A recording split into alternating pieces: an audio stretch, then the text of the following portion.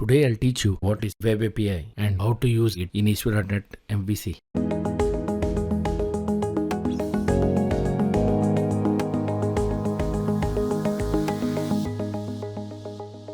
So let's start. I'll start by adding a model class to our project. I'll right click, then add, then class. Now I'll give it a name as person model.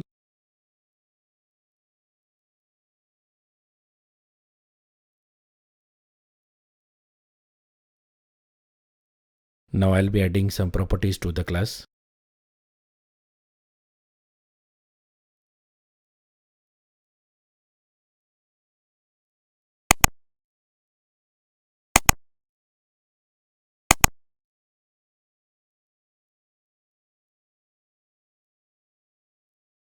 As you can see, I have added two properties, both are string properties, name and date time.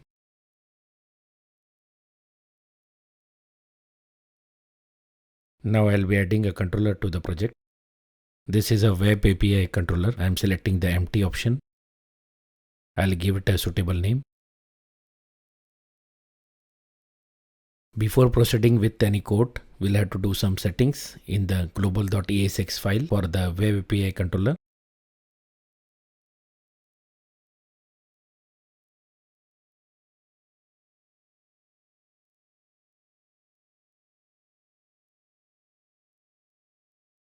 Here we will have to register the Web API controller using the configure method.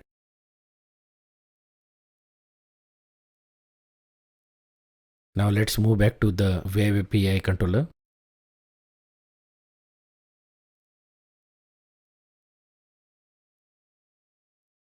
So here I'll be creating an action method. This particular action method will accept an object of person model class and also return an object of person model class. And this particular action method will be called through jQuery AJAX function. As you can see, I am setting the current date time in the date time property of the person model class object, while the name will be sent from the client side. So basically the date time will verify that the call is successful and the date time is from the server itself. Finally, as you can see, the person model class object is returned back to the client. Here I am decorating the method with the HTTP post attribute, and then I am setting its root.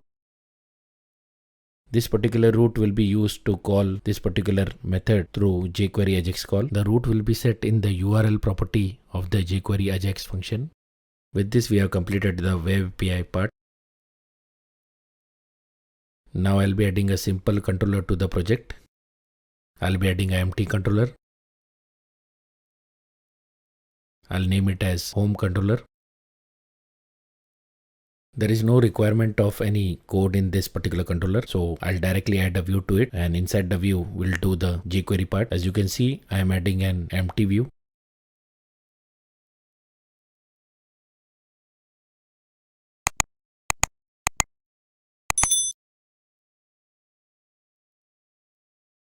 So here I am starting by adding a text box, and this particular text box will accept the name which we need to send to the Web API controller.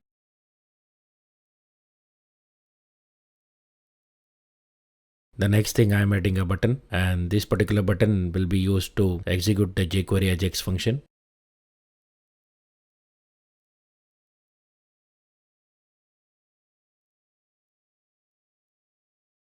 So now we can proceed with the jQuery code. I'll start by inheriting the jQuery library.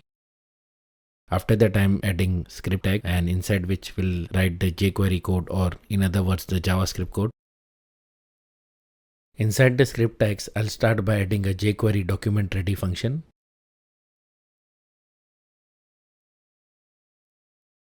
Here I am referencing the button and I am assigning it a jQuery click event handler, so that when the button is clicked, this particular event handler is triggered.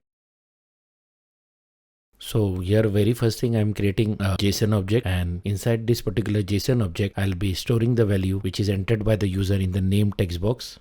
Since we are receiving the object of person model class, so here also we have to create a similar object. Hence here there is a property name which is very similar to the property in the person model class. Now I am creating an AJAX function. The very first property of the AJAX function is type. Since we are doing a post call, so I'm setting the type as post. So the next property is URL property, and here I'll be setting the root of the web API method.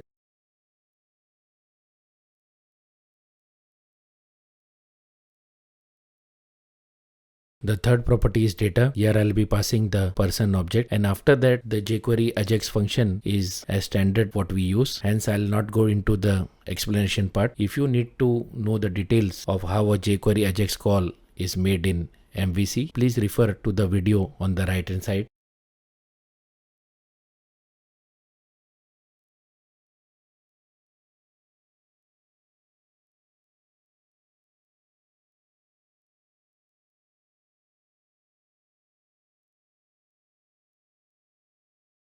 Inside the success event handler, I am accepting the response, which is nothing but the person model class object, and then I'll be displaying the data of both the properties, that is name and date time, separately inside an alert message box.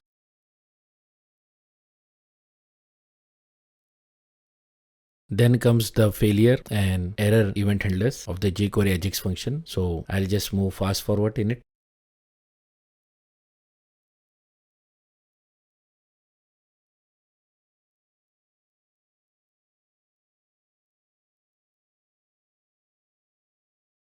So with this we complete the jQuery part, and in turn we complete our project programming part. Now we can run the project and see it in action. So in the text box I'll enter my name. Now I'll click on the button. As you can see, my name as well as the current date time from the server is displayed using JavaScript alert message box. So with this we come to the end of this video. Today we learned how to create a web API in ASP.NET MVC, and also we learned how to call it using jQuery AJAX in ASP.NET MVC. Thanks for watching. Please like, share and subscribe, and don't forget to click the bell icon. Goodbye.